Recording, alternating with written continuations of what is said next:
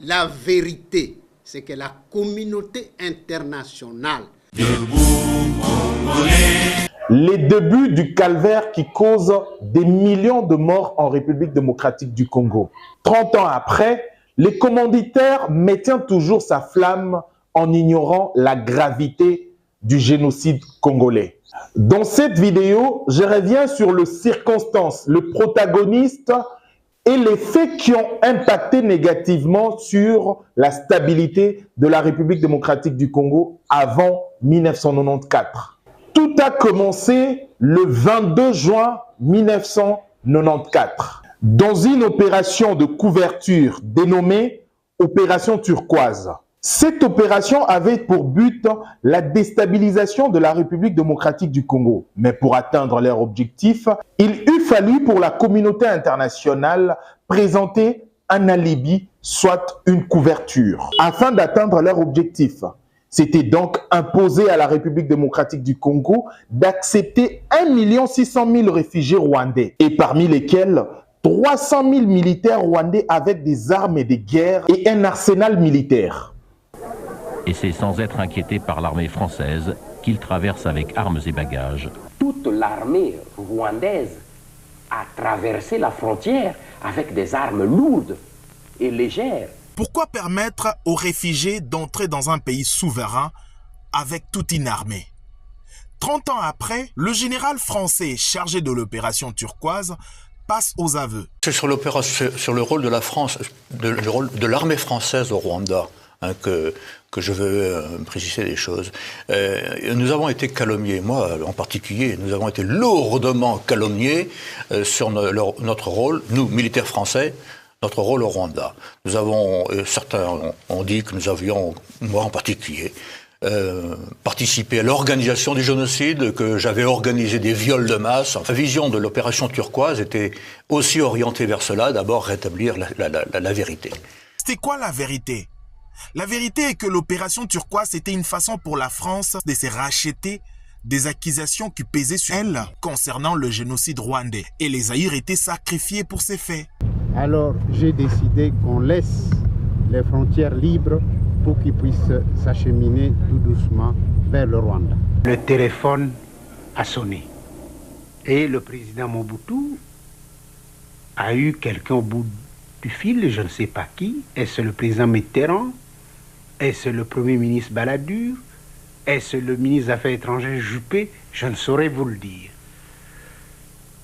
On lui a demandé si on pouvait se servir des aéroports de Kisangani, de Goma et de Bukavu parce que on voulait lancer l'opération Turquoise. Tous seront concentrés dans la partie est de la République démocratique du Congo, où l'on compte plus de 10 millions de morts aujourd'hui.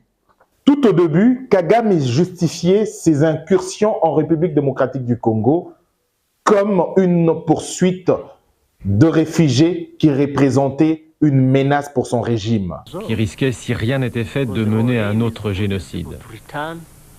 Parce que le seul but de ces gens, c'était de revenir au Rwanda pour recommencer ce qu'ils avaient fait en 1994.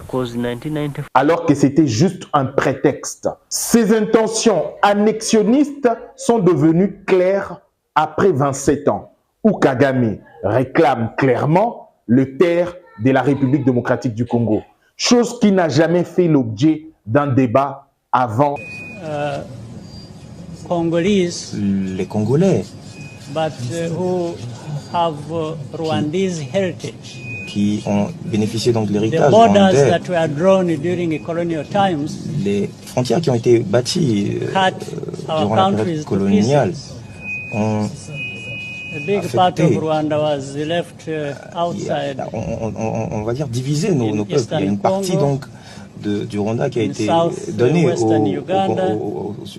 à l'est du Congo, le sud à l'Ouganda, etc., etc. Le Rwanda, pour se développer et répondre aux besoins de ses partenaires, il soutient activement les terroristes qui tuent à l'est de la République démocratique du Congo. Depuis 1994, on compte plus de 10 millions de morts et autant de déplacés de guerre.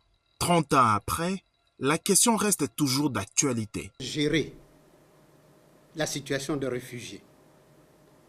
Mais lorsque je décide avec mon gouvernement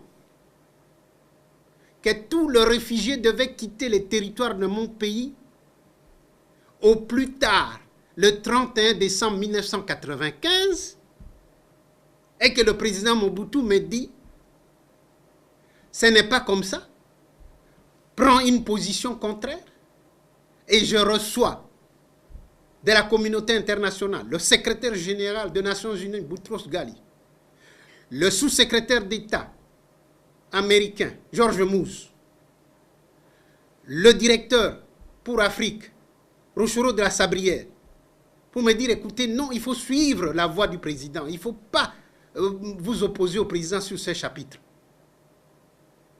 Alors que toute la population du Kivu avait mobilisé ses moyens de transport pour aider les réfugiés à rentrer.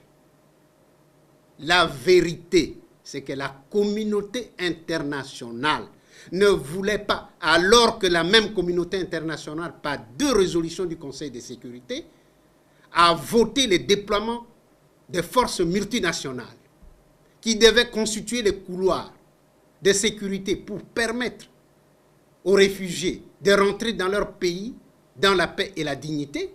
Cette même communauté internationale reviendra sans que les résolutions du Conseil de sécurité aient été démenties par d'autres résolutions, qu'on ne déploierait plus parce que le Rwanda venait de bombarder les camps des réfugiés et que tous les réfugiés sont rentrés.